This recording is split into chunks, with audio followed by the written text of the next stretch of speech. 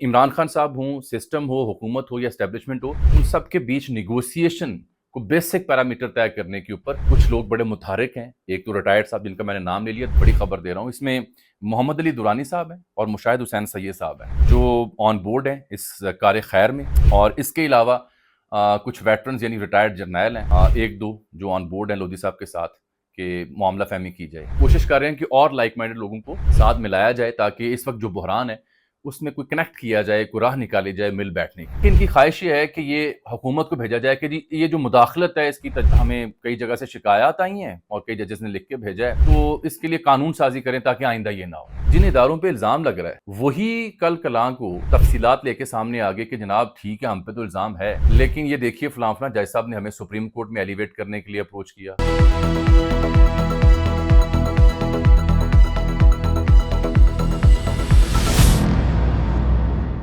सामने pine Ajmal Jami official में खाकसर आपको खुशामदीद कहता है। मेहरबानी फरमाएं, मोहब्बत फरमाएं, इस चैनल को सब्सक्राइब कर लें, थोड़ी सी और मोहब्बत, टल्ली वाला बटन दबा लें ताकि वीडियोस के हवाले से नोटिफिकेशन आप तक पहुंच सके। सुप्रीम कोर्ट में आज जो कुछ होता रहा देखने सुनने से ताल्लुक रखता था 6 जजेस का मामला, और वहां पे बैठा हुआ ये बेंच जनाब काजी फायज हसक की सरबराही में, टेक अवेज के हैं और आगे होने क्या जा रहा है, क्योंकि 7 मई को दोबारा इसकी समाअत है। जस्टिस मंसूर अली शाह, जस्टिस अतर मनउल्लाह ने क्या गुफ्तगू की, क्या रिमार्क्स, क्या सवाल उठाए, अटॉर्नी जनरल को कैसे फुल टॉसें बना के पेश की जा रही थी, और अतर मनउल्लाह साहब मुसलसल बकौल आमिर सईद अब्बासी के, हमारे एक सीनियर रिपोर्टर हैं, वो फुल टॉस जो बना के दी जा रही थी अटॉर्नी जनरल को, उसके जवाब में स्टंप आउट किए जा रहे थे पीछे से।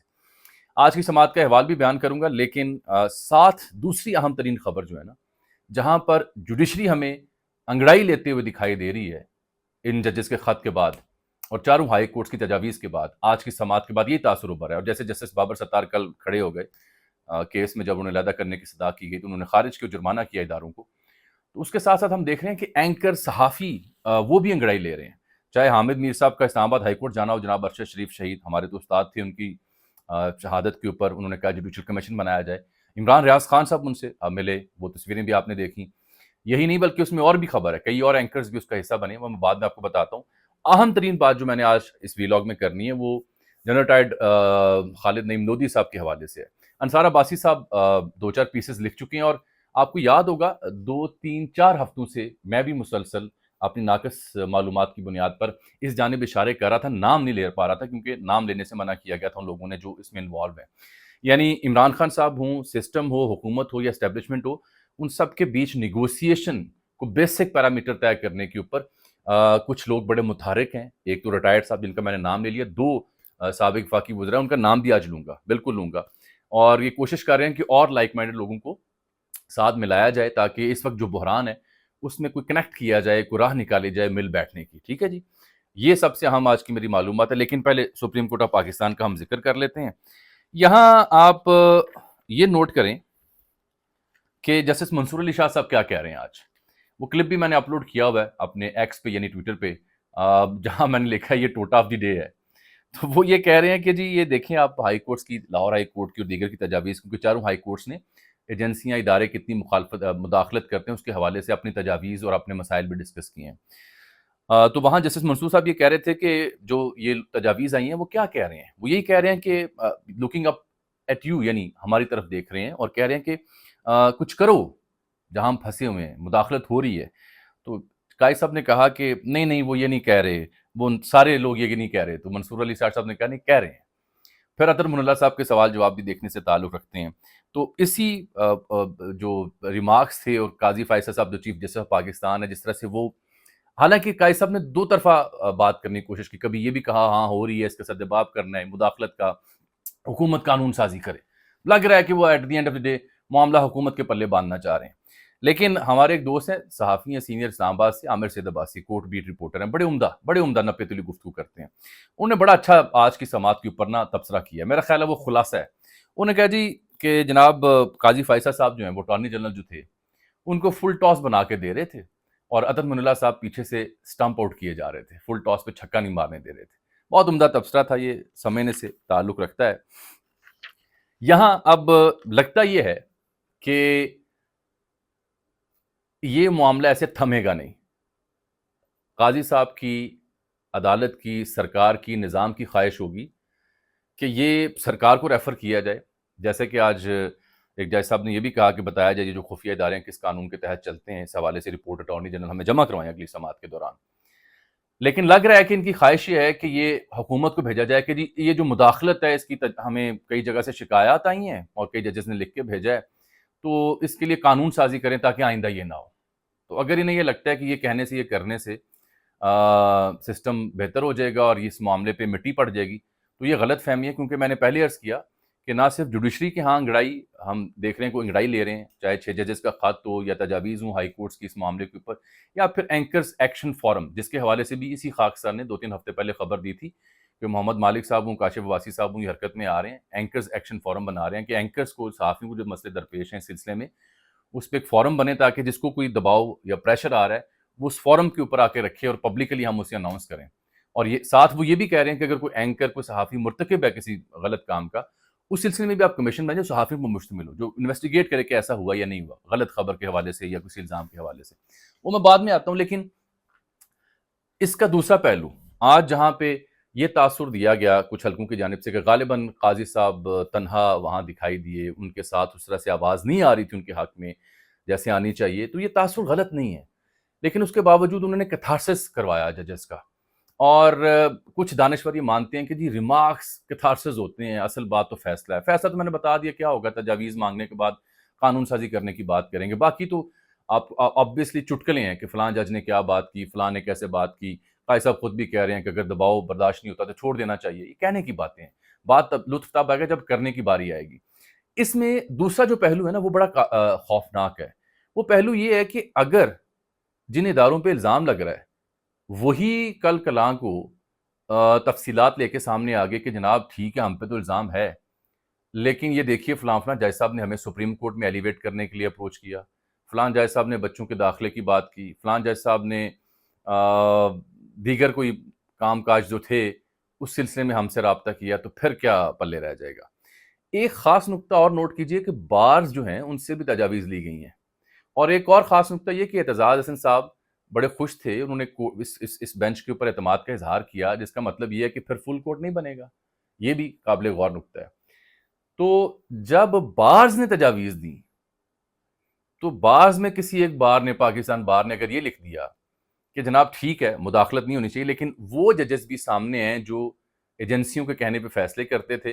اور ایجنسیوں کے احکامات کے اوپر پروسیڈنگز کرتے تھے، ان کی نشاندہی بھی کریں، تو پھر وہ جو چیٹ اگر پبلک ہوئی یا آئی سامنے اور یہ بھی سامنے ہے تو پھر گڑبڑ ہو جائے گی، کیونکہ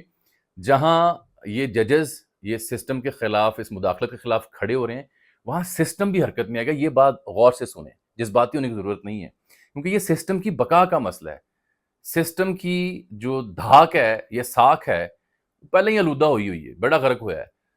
how can they let them to prevail? تو آبویسلی سسٹم بھی حرکت میں آئے گا۔ اس کی آڑ میں کہیں کچھ ججز کا صفایا نہ ہو جائے، مجھے یہ خدشہ ہے بس، کیونکہ سسٹم اپنے اوپر اتنا بڑا دھبا نہیں لگنے دے گا۔ اسی لیے قائد صاحب جنرل فیاض حمید کی بات، شوکت عزیز صدیقی کی بات، ادھر ماضی میں جاتے رہے، کس کی حکومت تھی تب کیا ہوتا رہا تھا، میں نے تو یہ لکھا تھا، مثالیں دیتے رہے، لیکن یہ ایک دو دھاری تلوار ہے، جہاں پہ ایک طرف ہمیں خوشی ہوئی کہ ججز نے کھل کے باتیں آج کی، ریمارکس دیے، وہاں پہ یہ اس کا دوسرا پہلو جو ڈارک سائیڈ ہے۔ ٹھیک، دوسری خبر جو میں نے دینی ہے وہ جنرل ریٹائرڈ خالد نعیم لودھی صاحب کے حوالے سے ہے۔ انصار عباسی صاحب نے اس بڑی گفتگو کی، لیکن خلاصہ ہی انہوں نے دیا۔ میں چونکہ کافی حوالوں سے اس ساری پیش رفت سے آگاہ رہا ہوں، ایک صحافی کے طور پر، ایک پاکستانی کے طور پر، ان گڈ فیتھ، تو میری آج کچھ ذمہ دار جو اس بیک ڈور ڈپلومیسی کو انیشیٹ کرنے جا رہے ہیں ذمہ دار، ان سے ہوئی، 2 لوگوں سے، اور اس میں جنرل لودھی صاحب جو ہیں یہ ان کا انیشیٹو ہے کہ وہ چاہ رہے ہیں کہ اس وقت جو حکومت ہے، پی ٹی آئی ہے، اسٹیبلشمنٹ ہے، اس کے بیچ گیپ ہے، ویکیوم ہے، جس کی نشاندہی میں بار بار کر رہا تھا، اس کو برج اپ کیا جائے، کنیکٹیوٹی کی جائے اور راہ نکالی جائے۔ سلوشن بھی وہ دے رہے ہیں، وہ ڈیڈ لاک کا سلوشن کیا دے رہے ہیں وہ بھی بتاتا ہوں، لیکن اس سلسلے میں جو عباسی صاحب نے لکھا بھی ہے کہ 2 سابق وفاقی وزیر ہیں جو آن بورڈ ہیں، تو میں نے آج اپنے ذرائع سے معلوم کیا ہے، خبر دے رہا ہوں آپ کو، بڑی خبر دے رہا ہوں، اس میں محمد علی دورانی صاحب ہیں اور مشاہد حسین سید صاحب ہیں جو آن بورڈ ہیں اس کار خیر میں، اور اس کے علاوہ کچھ ویٹرنز یعنی ریٹائرڈ جرنیل ہیں، 1-2 جو آن بورڈ ہیں لودھی صاحب کے ساتھ کہ معاملہ فہمی کی جائے،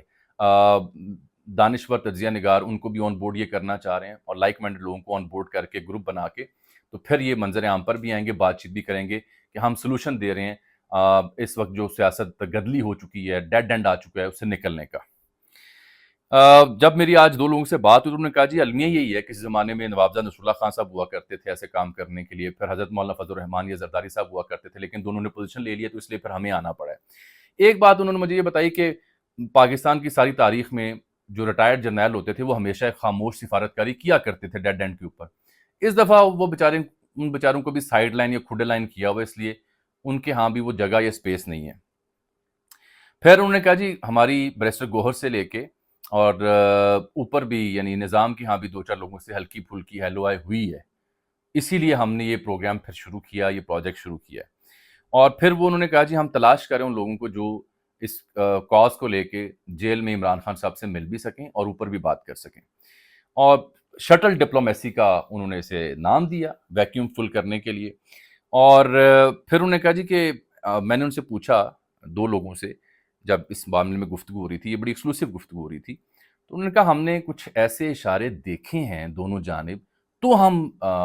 بیچ میں آئے ہیں نا جی, تو ہم نے یہ کام کرنے کی کوشش کی ہے. ایک انہوں نے جو سلوشن دیا وہ یہ دیا کہ جو 9 مئی کی مذمت والا معاملہ ہے نا, جو اسٹیبلشمنٹ چاہتی ہے, وہ خبر آج مجھے یہ ملی کہ الیکشن سے پہلے ایک ذمہ دار شخصیت تھے, اداروں سے ان کا تعلق تھا, وہ ملے تھے, انگیج ہوئے تھے پی ٹی آئی کے ساتھ, عمران خان صاحب کے ساتھ, اور انہوں نے کہا تھا کہ 9 مئی کی مذمت کریں, توبہ کریں اور کنفیس کریں کہ میں نے کروایا, آئندہ نہیں ہوگا.